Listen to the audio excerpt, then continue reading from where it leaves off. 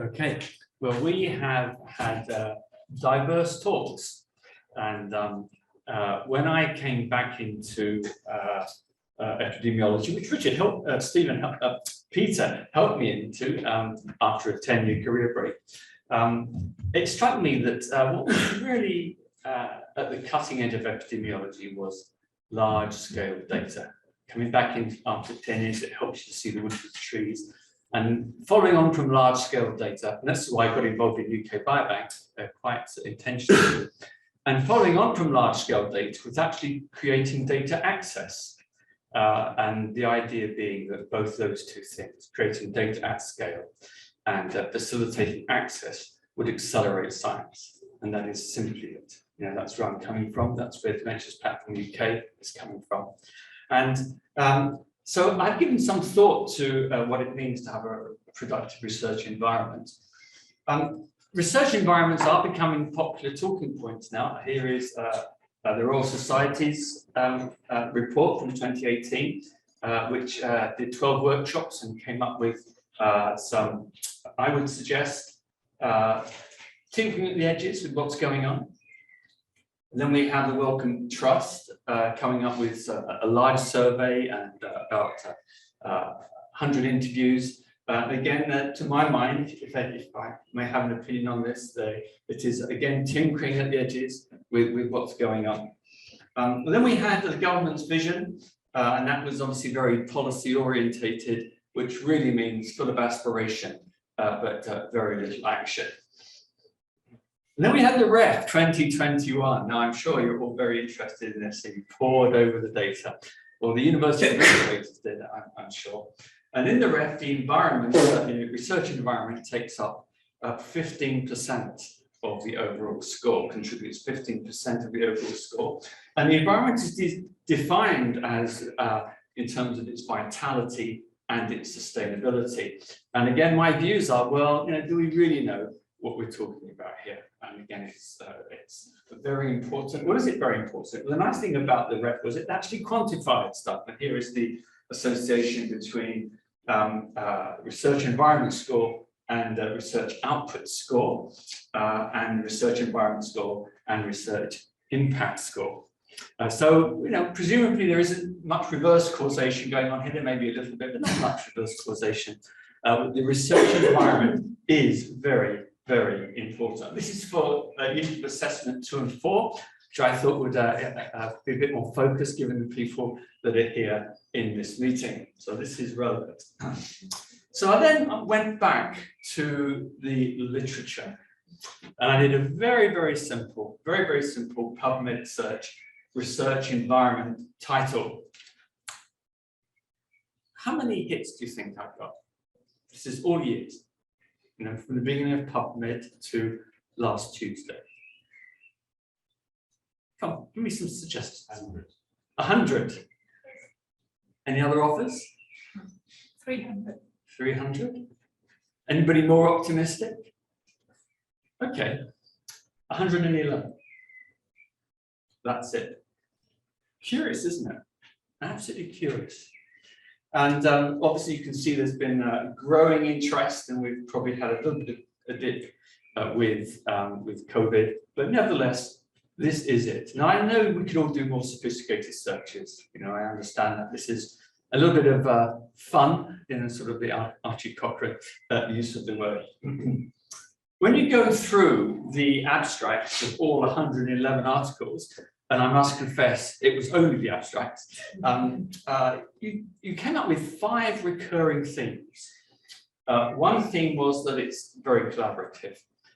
Good science ends up being, on the whole, very collaborative. It's data-driven, and the provenance of the researchers and the data are increasingly important. And then over, if you like, as an overview of that, you've got the initiatives, the changes, the developments are typically user-led. They're not policy-led, they're user-led. And then above that, there's this overwhelming desire for the public good, which I think is absolutely fantastic. It strikes me that the first 3 you could consider to be structural issues, and the last 2 you can consider to be motivational issues. And the question for me is, what's going on under the skin of these rubrics to help me understand how to change and what to do? So let's look at the first one, collaboration. Science illustrates the compelling advantage of collaboration, whether at research team or consortium level, as it epitomizes the dynamic at the core of human progress, the division of labor. I'm just quoting myself there. So we want to be collaborative. Does it really make much of a difference? Well, I think that the author list on any article is the express preference of scientists for collaboration. As we become more complex, as research questions become more interdisciplinary, the requirement to collaborate grows, the imperative grows. The trouble is that collaboration is not cost-free. And if you think about it, the more complex the collaboration, the greater might be what I would describe as the transaction costs. Now, science can be divided into costs of data production. What I'm doing is going into Philly, collecting data. And then there's the cost of transaction. Who am I going to collaborate with? What are the legal impediments? Do I get on with this person? Can I manage it? Are they going to steal my data? Et cetera, et cetera, et cetera. And these transaction costs grow with complexity. You can always look at that in terms of the net benefits. And as the transaction costs grow, so the net benefits ultimately begin to decline. And there comes a point where it's just not worth, it's more trouble than it's worth to collaborate. And I suspect we've all been there. Okay. I know that in some of my DPUK sort of contractual arrangements, or achieving them, it's been staggeringly difficult to actually get people from diverse institutions to agree on a standard contract.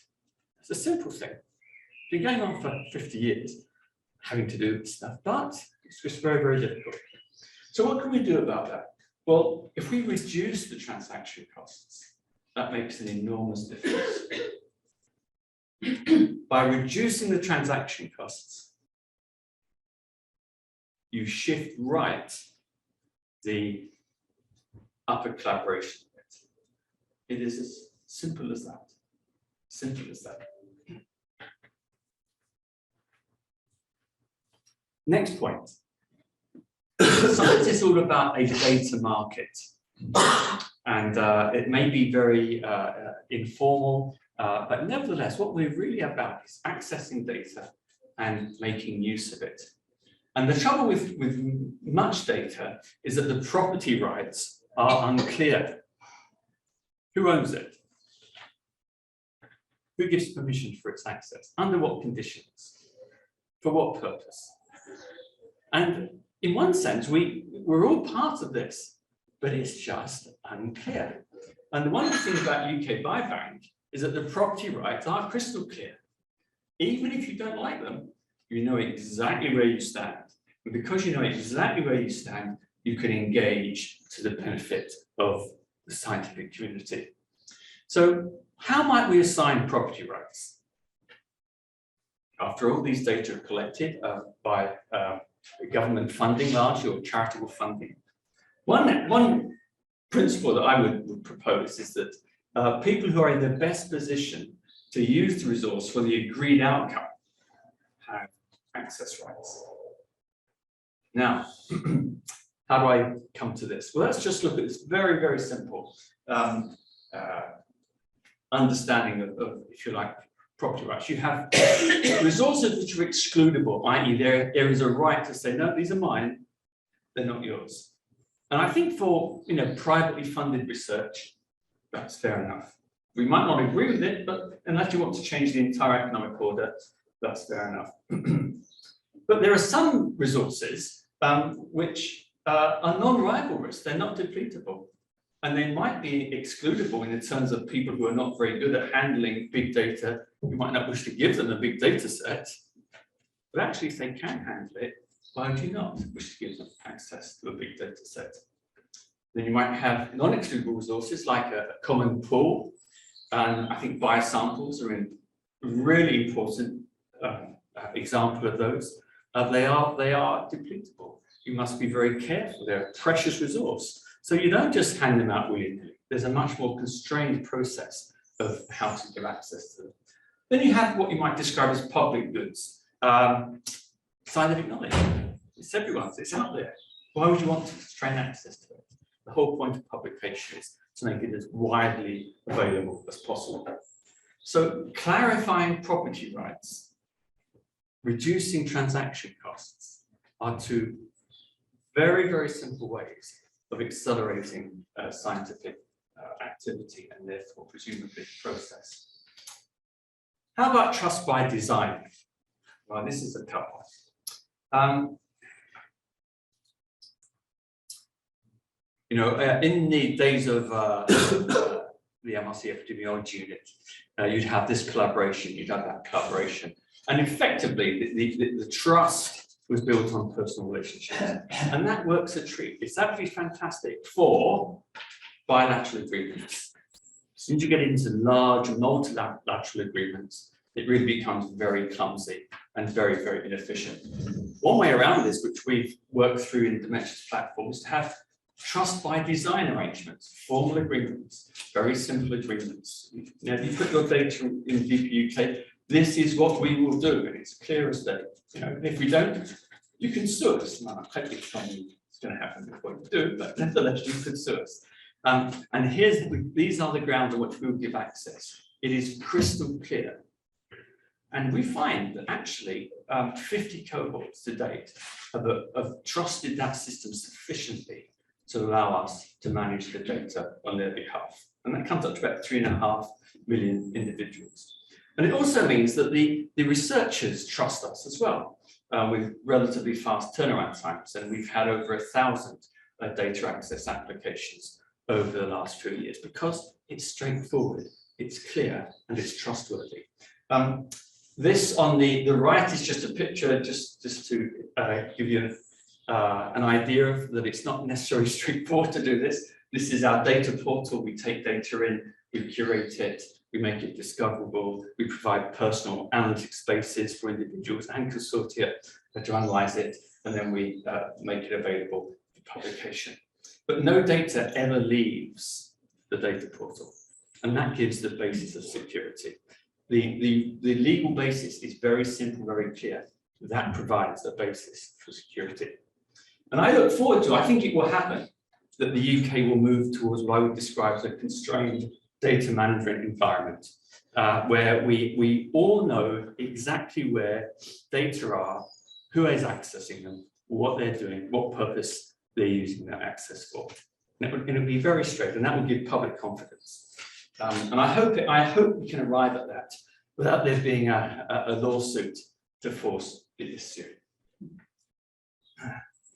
The fourth one is user-led. Now, this is really, really hard to understand. With the first three, I've tried to give you, if you like, thoughts on how we can improve these things. But this is very, very difficult. Now, if you look at innovation in terms of the number of patents delivered by a city, you'll notice that it is supra-linear. So the dashed line then is just, if you like, what you would expect from it going up at an equivalent rate to the city's population. But when you look at the actual data, you discover that the larger the city, the greater the increase in number of patents filed. And what you have here, and I don't pretend to understand it, but what you have here is an effect of agglomeration, an effect of networking, an effect of collaboration, improving the environment to increase the number of outputs. Okay, so why not think of research environments as natural experiments in collaboration, trust-based, pre-competitive, agile, responsive, risk sharing, benefit sharing. Now, I think that there's an awful lot to be gained from reducing the competitive dividend and increasing the collaborative dividend.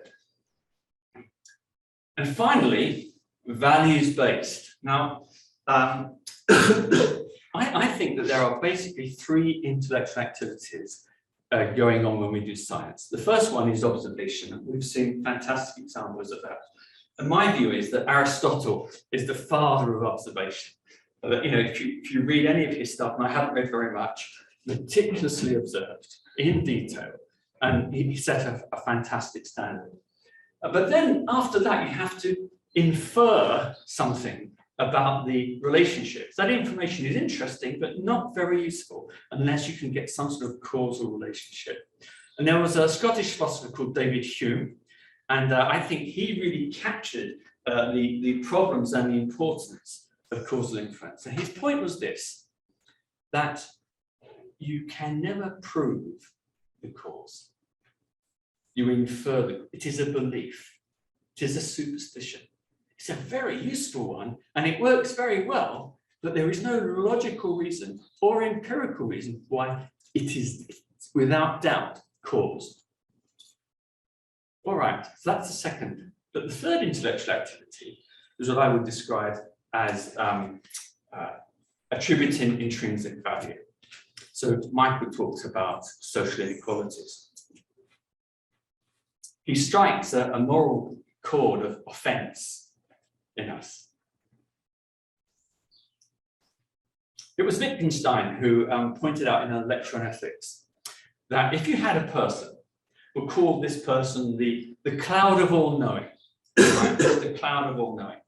And if the cloud of all knowing compiled a book of every fact, every logical inference in the entire universe, everything, it was complete, absolutely complete, it would not contain a single objective value judgment. You know, as scientists, we make observations, we infer causes, and it's fantastic. But at the end of the day, we have to attribute some sense of value. We are compelled to do so. We make a value statement. You know, is this very difficult situation? Does it have worth? Does it have value? Does it evoke compassion? Well, I think it does. I think it does. The fact that this little baby has a very limited cognitive ability doesn't make it less of a little baby, and doesn't make it less of a human being. And the beautiful thing about science is that we can bring to bear our observation. We can bring to bear causal inferences for good. And I would, if I was to capture that, I'd say it's life affirming. And I suspect that in 100 or 200 years' time, we will be remembered for the extent we contribute to something which is life affirming, rather than just a few thousand data points. So conclusions, there are structural changes that we can make. There really are. We can reduce transaction costs and add data access to the value chain. We can clarify property rights, again, to increase access, to accelerate activity. And we can develop trustworthy environments. I think that there's a lot to be done here, actually. But what really encourages me is that the motivational factors, the reward for innovation and the promotion of public benefit, I think we're on that. You know, I think the UK research environment understands this and is working towards it and improving it. And all I'd like to do is to make it, if you like, philosophically slightly more clear as to what's going on and encourage us all in this pursuit. Thank you.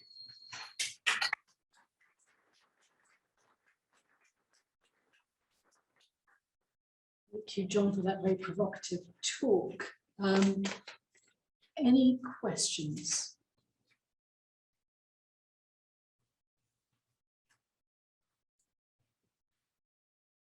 Comments?